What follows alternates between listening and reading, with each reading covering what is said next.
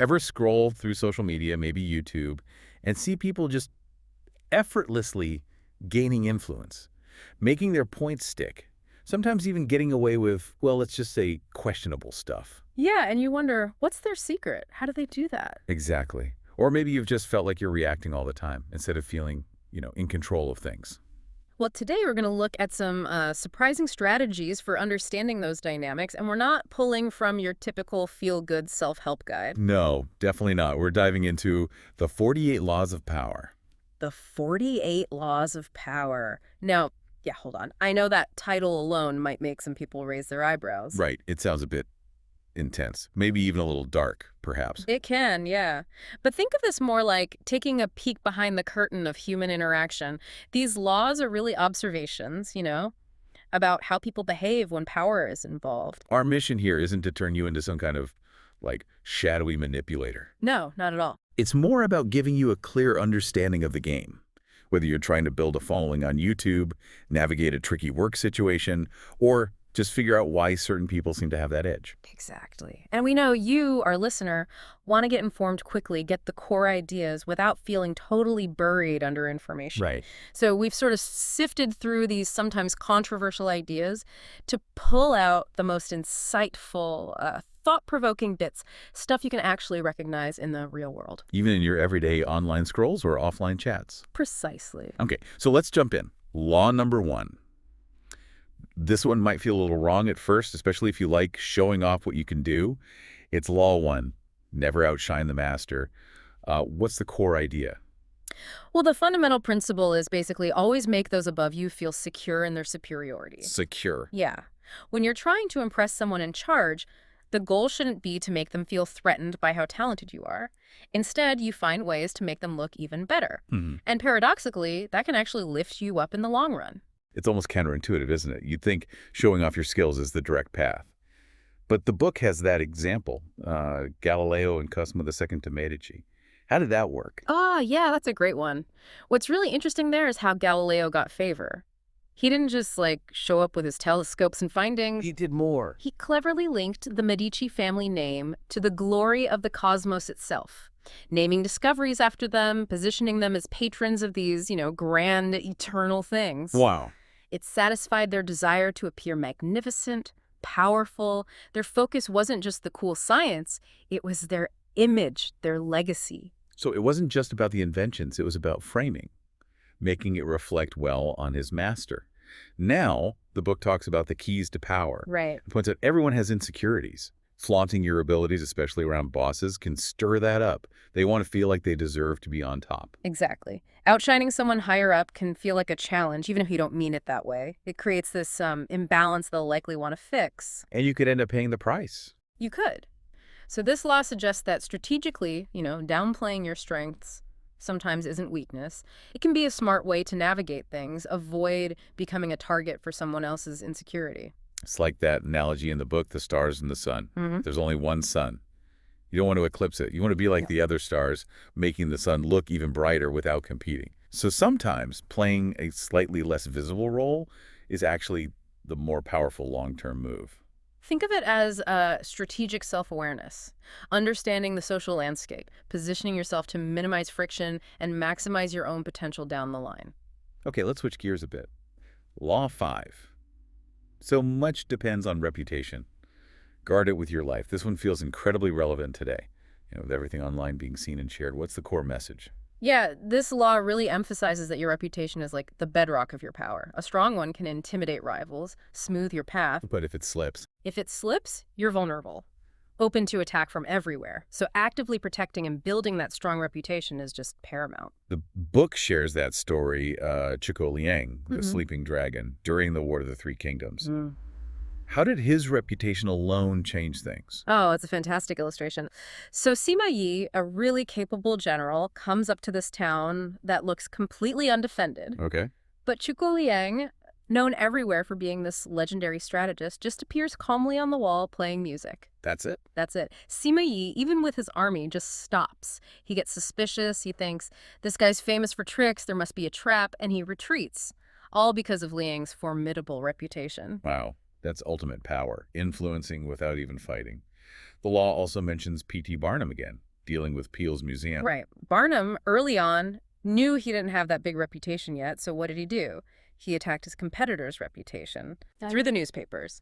A public campaign questioning their credibility, warning people off. It damaged Peale's standing enough that Barnum could eventually buy their museum. It shows how sometimes undermining an opponent's reputation can open doors for you. A bit ruthless, maybe, but effective in shaping perception. Then there's that fable, the ass and the other animals. What's the lesson there? That story really shows how fragile reputation can be, how quickly public opinion turns. The ass, for something pretty minor, gets condemned and ostracized instantly by everyone. It just underscores how easily stories take hold and how hard it is to fix a damaged image once people have made up their minds. So the first lesson is, when you're starting out, be super careful, protect that reputation fiercely. But what about once it's solid? Yeah, once it's established, the advice kind of shifts. Don't get overly defensive about every little comment.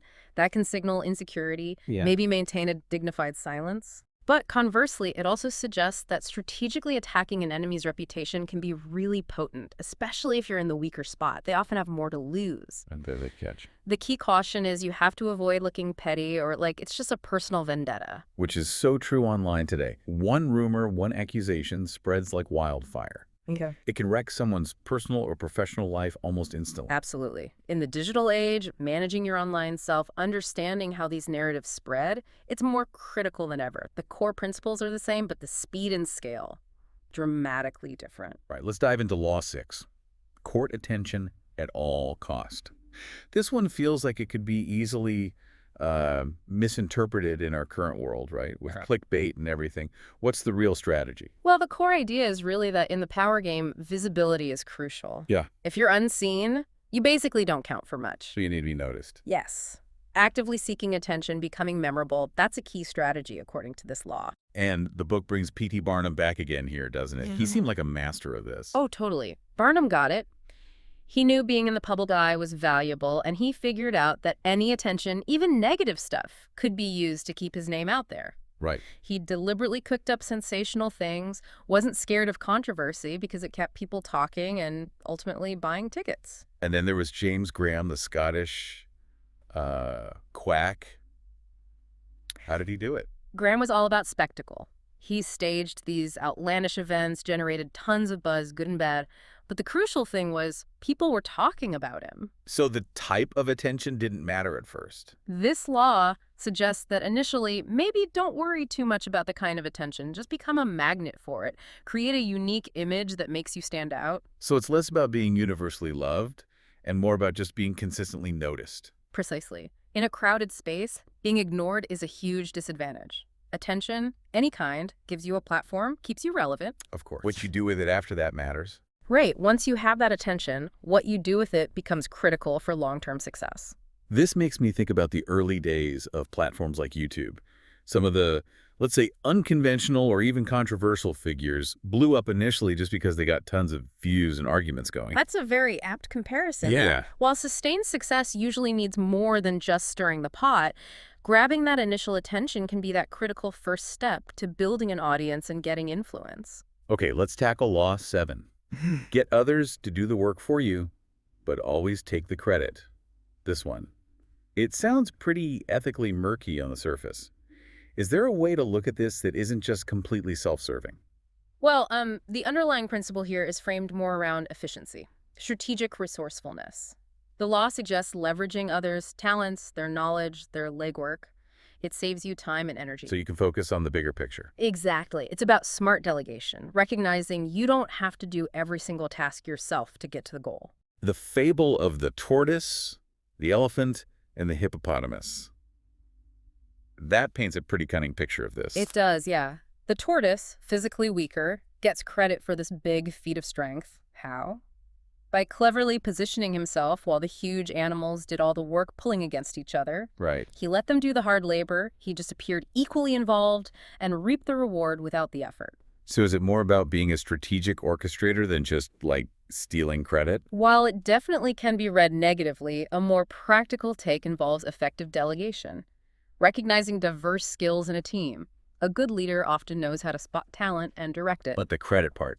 That's the tricky bit, ethically. Ensuring contributions are acknowledged appropriately, even if the ultimate win or benefit goes to the leader, the orchestrator. It's a fine line. Definitely a delicate balance. Okay, Law 9. Win through your actions, never through argument. This feels like particularly solid advice for, say, online comment sections where debates just spiral. What's the core wisdom?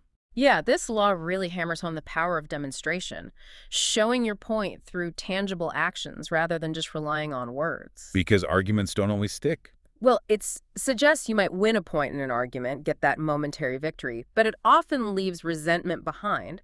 Actions, though, they're way more effective for getting real, lasting agreement and influence. The story of the loyal vizier, the one falsely accused, that really highlights this. Exactly. He's facing execution based on lies. He doesn't waste energy arguing his innocence. Instead, he calmly asks for 10 days to get his affairs in order. And that work? That calm, responsible action, even facing death, said everything about his character. It made the Sultan doubt the accusations. His actions communicated his truth more powerfully than any defense could have. It's like his behavior just radiated trustworthiness, undermining the whole accusation. Yeah. And then there's Michelangelo and that damaged block of marble. Precisely. Faced with critics saying this marble was useless, Michelangelo didn't argue about its potential. He just sculpted David. The ultimate answer.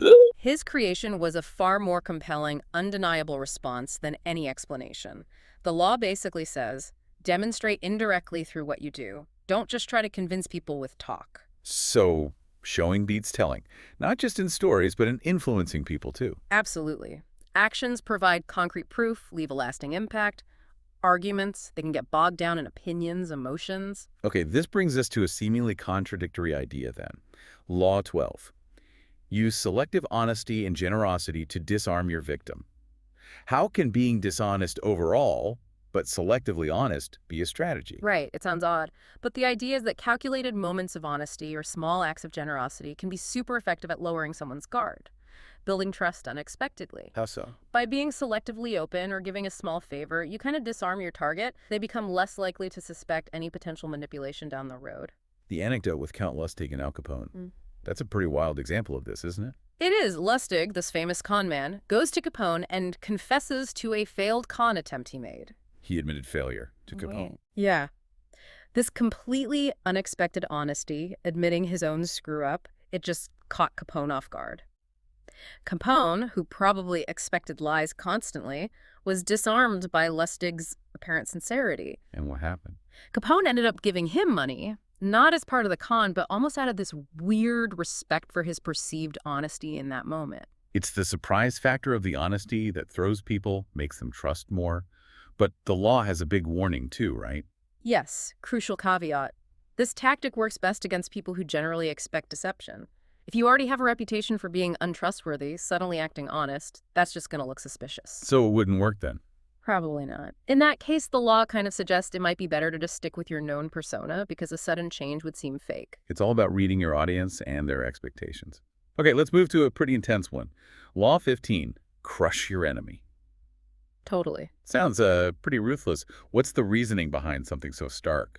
Well, the argument here is that leaving any part of your opposition standing gives them a chance to regroup, to nurse resentment, and eventually to seek revenge. So, no half measures. It echoes Sun Tzu, the strategist. Completely neutralize the enemy to stop future problems. The core idea is that incomplete victories just lead to more instability and threats later on. And the book gives historical examples of enemies who were shown mercy only to come back later and cause bigger problems. Exactly. The law stresses that even friendly gestures from a defeated enemy might just be temporary. A tactic to buy time, plot a comeback. It advocates for decisive action to just eliminate any potential for future threats to your power. This feels like it could apply, maybe metaphorically, to online disputes sometimes. Half-hearted resolutions can leave bad feelings simmering that just flare up again later. That's a valid point. Online, just like anywhere else, unresolved issues can fester and blow up again. While crushing sounds extreme online, the principle of fully addressing the root of a conflict to stop it recurring, that holds true. Finally, let's consider Law 21. Play a sucker to catch a sucker. Seem dumber than your mark. This one has a certain strategic cunning. What's the play here? Right. The basic strategy is built on the idea that nobody likes feeling stupider than the person they're dealing with. True. So by pretending you don't understand something or appearing less sharp than your target, you lower their defenses, you make them feel superior. And that makes them easier to influence. Exactly. More easily manipulated, potentially. The story about the financier Asbury Harpending pretending he knew nothing about diamonds to get info from a dealer is a perfect example. Precisely. By acting naive about the diamond market, Harpending got the dealer to explain everything, spilling valuable information Harpending could then use. Because the dealer felt smart, superior. Right. Appearing less knowledgeable put the dealer at ease, fostered that sense of superiority, made him more open with info he might normally guard. It's a tactic of, like, strategic underestimation. If people think you're not that sharp, they won't see you as a threat or suspect your real motives. Exactly. It lets you gather info, influence things, gain power without setting off alarm bells or resistance. People often let their guard down around those they see as less intelligent. So wow. We've taken a quick tour through just a handful of these laws from the 48 Laws of Power. We looked at navigating superiors, guarding reputation online and off, courting attention, leveraging others' work, actions over arguments, selective honesty, dealing decisively with opposition, and the cunning of playing dumb. As we wrap up, what are the key insights for someone trying to understand the dynamics they see, maybe on their favorite online platforms? Yeah, I think the core takeaway is really the importance of understanding human nature and the often unspoken rules that govern how we interact, especially when power is involved. These laws, even if they're presented provocatively Which can sometimes, be a bit jarring. they can, but they offer a framework, a lens for observing and analyzing how power operates in different situations. Yeah. They really highlight how much perception matters, reputation, understanding what motivates people, what their vulnerabilities might be. And it's crucial. Like we said, we're not necessarily endorsing all these tactics as like life advice. No, definitely not. It's more about examining them as observations of behavior. Even if you choose not to use them, understanding these principles can give you a much clearer picture of why certain people act the way they do, or why some situations play out like they do. Whether you're building a YouTube channel, dealing with office politics, or just trying to make sense of the social world. And that maybe leads to a final thought for you, the listener. Start looking around.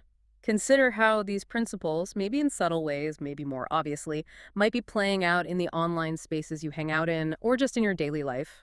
Are you noticing similar patterns? Could understanding these dynamics give you a new way to interpret the interactions you see and take part in? Definitely gives you something to chew on. And really, we've only scratched the surface of the 48 Laws of Power. It's a dense book, packed with more intriguing and, yeah, sometimes unsettling insights into influence. Maybe more layers to explore in future deep dives.